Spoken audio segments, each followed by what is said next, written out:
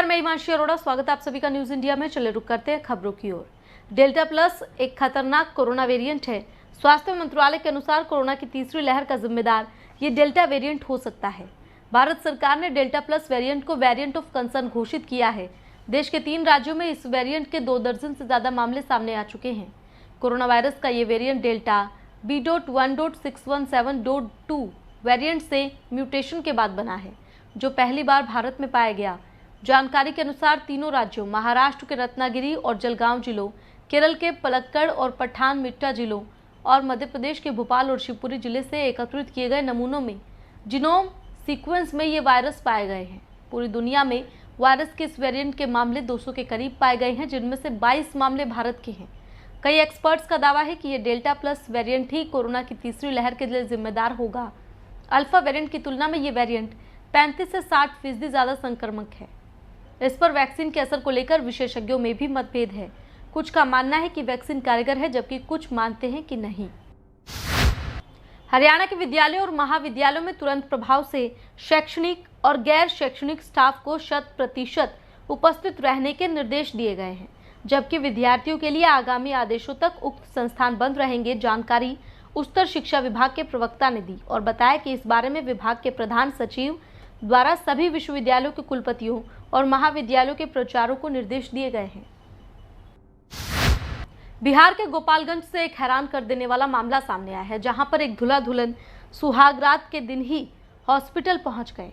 इस बारे में जानकारी मिली तो हर कोई हैरान रह गया और पूरे इलाके में सन्नाटा पसर गया। बताया जा रहा है कि शनिवार को प्रेम विवाह करने वाले एक जोड़े ने सुहागरात पर खुदकुशी करने की कोशिश की है। दोनों की हालत ऐसी हो गई थी कि उन्हें सदर हॉस्पिटल में भर्ती कराना पड़ा, जिसके बाद उन्हें गोरखपुर रेफर कर दिया गया।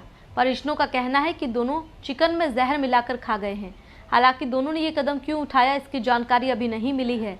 फिलहाल पुलिस घटना की पूरी छानबीन कर रही है, लेकिन अभी तक दूल्हा दुल्हन से कोई पूछताछ नहीं की गई है।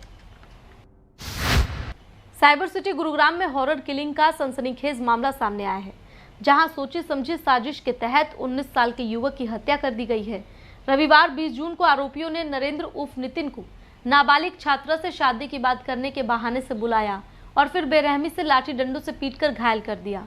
इसके बाद आरोपी घायल युवक को सेक्टर 45 में ग्रीनवुड सिटी के पास फेंककर फरार हो गए, जहां से उसे अस्पताल ले जाया गया, लेकिन रविवार शाम को इलाज के दौरान उसकी मौत हो गई। मृतक नरेंद्र की मां ने बताया कि उनके बेटे का अफेयर गांधीनगर में रहने वाली एक नाबालिग लड़की से चल रहा था। दोनों करीब 1 साल से सोशल मीडिया पर एक दूसरे से बातचीत करते आ रहे थे, लेकिन लड़की के परिवार को यह सब मंजूर नहीं था। इसलिए बीते रविवार को लड़की की बुआ के लड़के वरुण, पिता मान सिंह और अन्य लोगों ने नरेंद्र को बात करने के बहाने बुलाकर उसकी हत्या कर दी। इस मामले में एसीपी प्रीतपाल सांगवान ने बताया कि पुलिस ने मामले में तुरंत कार्रवाई करते हुए 4 मुख्य आरोपियों को गिरफ्तार कर लिया है। हमने रात को 8 बजे फोन करके उससे पूछा वरुण से कि हमारा लड़का आया होगा तुम्हारे पास, तेरा फोन ऑन करा। हमारे पास कोई फोन नहीं आया और ढूंढ लो अपना।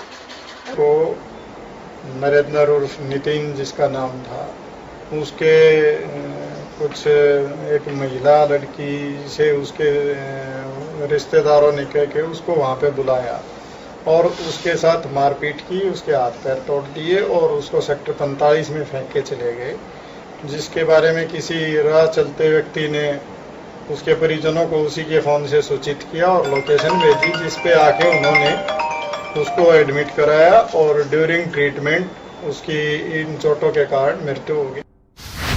जम्मू कश्मीर में एक बार फिर से हलचल तेज हो गई है। पिछले कुछ दिनों में आतंकवादियों द्वारा सुरक्षा बलों को निशाने पर लिया जा रहा है। बीते दिन ही शोपियां में एक पुलिस इंस्पेक्टर की गोली मारकर हत्या कर दी गई। इससे पहले भी पिछले कुछ दिनों में आतंकवादियों द्वारा सुरक्षा बलों के दस्ते पर हमला किया गया था। दक्षिणी कश्मीर के शोपिया जिले में मंगलवार को आतंकवादियों ने एक पुलिस इंस्पेक्टर की हत्या कर दी। कनीपोरा इलाके में परवेज अहमद नमाज पढ़कर लौट रहे थे, लेकिन पीछे से कुछ आतंकवादी आए और उन पर गोलियां बरसाना शुरू कर दिया। परवेज को 3 गोलियां लगी। बाद में अस्पताल में उन्हें मृत घोषित कर दिया गया। बता दें कि परवेज अहमद सीआईडी के साथ काम कर रहे थे। कोरोना की तीसरी संभावित लहर को लेकर प्रशासन तैयारियों में लगातार जुटा हुआ है। इसी को लेकर रोहतक पीजीआईएमएस में भी क्रमबद्ध तरीके से पूरे प्रदेश के चिकित्सकों को आपातकाल में शिशुओं की देखभाल करने की विशेष ट्रेनिंग कृत्रिम अंगों पर प्रदान की जा रही है। डॉक्टर ओपी कालरा ने कहा कि तीसरी लहर की आशंका को देखते हुए हमारी तैयारी सिर्फ बच्चों के लिए नहीं बड़ों के लिए भी है। आईसीयू को बढ़ाने पर कार्य चल रहा है। साथ ही उन्होंने कहा कि संस्थान का प्रयास है कि बच्चों के लिए 400 ऑक्सीजन बेड तैयार किए जाएं और 100 बेड का आईसीयू भी तैयार किया जा रहा है।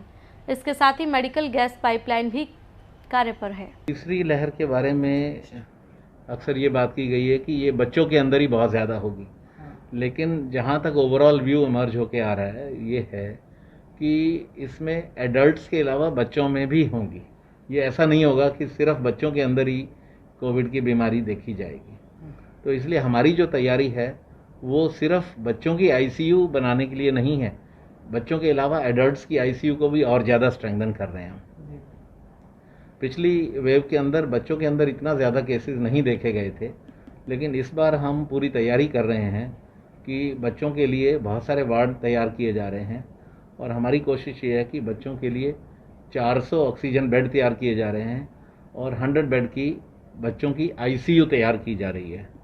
और इसके लिए पूरा जो भी रेनोवेशन का काम है वो आजकल चल रहा है और जो इंफ्रास्ट्रक्चर है, सामान है, इक्विपमेंट है, वो सारा भी ख़रीदा जा रहा है।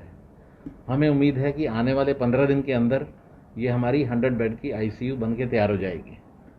इसके अलावा मेडिकल गैस पाइपलाइन का काम भी चल रहा है। जी। रोहतक में पिछले एक हफ्ते से लगातार आपराधिक घटनाएं बढ़ती जा रही हैं। ताजा मामला रोहतक के सबसे पुराने बड़े बाजार का आया है, जहां पर एक दुकानदार ने फाइनेंसरों से कुछ पैसे उधार लिए थे, लेकिन उन्हें नहीं पता था कि फाइनेंस पर पैसा लेना उन्हें इस कदर महंगा पड़ जाएगा। पीड़ित दुकानदार अमित ने बताया कि कुछ लोगों से उसने पैसे उधार लिए थे, लेकिन वापस लौटा दिए थे। बावजूद इसके फाइनेंसर और पैसे देने का दबाव बना रहे हैं। जब उन्हें पैसे देने से मना किया गया तो बदमाश अचानक लाठी डंडे लेकर दुकान में पहुंचे और अमित के साथ मारपीट करना शुरू कर दिया। इस दौरान दुकानदार और उसके परिवार के साथ बुरी तरह मारपीट की गई। सारी घटना सीसीटीवी कैमरे में कैद हो गई है। हमलावरों के चेहरे भी साफ तौर पर आप देख सकते हैं। बदमाश लाठी डंडों से लैस होकर आए थे। पीड़ित परिवार ने पुलिस में मामला दर्ज करवाया है। फिलहाल पुलिस मामले की छानबीन में जुटी है। ये उस दुकान वाले ने मतलब इनका कोई पैसे का लेन देन था, तो वो लोग है ना जो झगड़ा करने वाले फाइनेंसर थे, तो पैसे के लेन देन के बारे में इनका कोई झगड़ा हुआ था। उसके बारे में हमने केस रजिस्टर कर लिया है और तफ्तीश अभी जारी है। इसमें कुल 6 लोगों को चोटें आई हैं, तो अभी मतलब जल्दी ही उनको गिरफ्तार कर लिया जाएगा जो झगड़े वाले थे। हाँ, कई लोग थे, तो हम सभी को गिरफ्तार करेंगे, सभी को आइडेंटिफाई करके और सभी को हम जल्दी ही गिरफ्तार करेंगे। रोहतक में हरिओम सेवा दल की तरफ से आज काठमंडी स्थित विश्वकर्मा हाई स्कूल में सहायता केंद्र खोला गया, जहां पर कोरोना महामारी संबंधित हर जानकारी, दवाइयां और सरकार द्वारा चलाई जा रही योजनाओं के बारे में समझाया जाएगा, ताकि लोग उनके प्रति जागरूक हों और उनका लाभ ले सकें। इस उद्घाटन समारोह में एलपीएस बोजार्ड के एमडी राजेश जैन ने मुख्य अतिथि के तौर पर शिरकत की। इस सहायता शिविर में डॉक्टर मोहित एमबीबीएस और होम्योपैथी के विशेषज्ञ डॉक्टर अनिल शर्मा ने लोगों के स्वास्थ्य की जांच की और दवाइयां भी उपलब्ध करवाई। इस शिविर में 48 व्यक्तियों ने जानकारी और स्वास्थ्य लाभ प्राप्त किया। हरिओम सेवा दल द्वारा विश्वकर्मा स्कूल में हेल्थ डेस्क लगाया गया है। हेल्थ डेस्क का उद्देश्य है कि मेडिकल चेकअप और साथ ही साथ में डिफरेंट जो एमएसएमई की स्कीम्स हैं उसके बारे में लोगों को बताएं। फिलहाल इस बुलेटिन में इतना ही, लेकिन बाकी की तमाम खबरों के लिए आप देखते रहें न्यूज़ इंडिया। नमस्कार।